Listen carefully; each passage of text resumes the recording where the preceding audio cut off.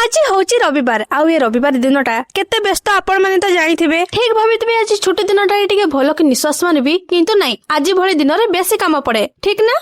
आउ मु भी भाबिथिली आज पूरा निर्दम घुंगुड़ी मारी मारी सोईबी किंतु एई रूम रो अवस्था देखिला परे आउ कोन निद हबो। आउ जो एते कष्ट करके सफा करूनी तार वैलिडिटी मात्र 2 मिनिट परे पुणी जेमिति को सेमिति त रूम रो अलिकंदी सफा करी साइला बेलकू मो मुंड एकाथरे टीण होई गलानी तो मु चलली फ्रेश हेबा पई। त आज संडे बोली खाली रूम नुह मो यूनिफॉर्म भी सफा करके आसीची आउ कोठी सुकैबी आसे कि देखला बेलकू गोटे भी जगह नाही तो कोन हला लोकन को मन रे जगह करदबा लोक सामान्य तार रे करि परिबुनी। त ड्रेस सब सुखै सकी पळे आस्तले रूम को आउ जेहेतु गाधे के आसिला माने तो मते भोक प्रबल जोसे आउ रही होबो। आ सेति पे आज भाबिली टिके अदा गोलमरिच छेचा नाली चा टिके पीबी बोली आउ स्टार्ट कर देली मो नाली चा प्रिपरेशन आउ सस्पेन माने तो प्रेशर कुकर आउ टेंशन कोन आउ फाइनली मो चा हिसाला परे मो चा कप धरी शांति रे बेड ऊपर बसी पडिली। हां गोटे भलो काम पूर्वरु कांड होबनी एम्ति केमति होबो सेटा तो मोर पुराना अभ्यास। हो संग माने आज रो वीडियोटी मो चा कप सो एंड करली आउ जदी आपन मान को भी चा दरकार ताले कमेंट कर देबे मो आपन को पासर कर देबे एटा उटा कथा।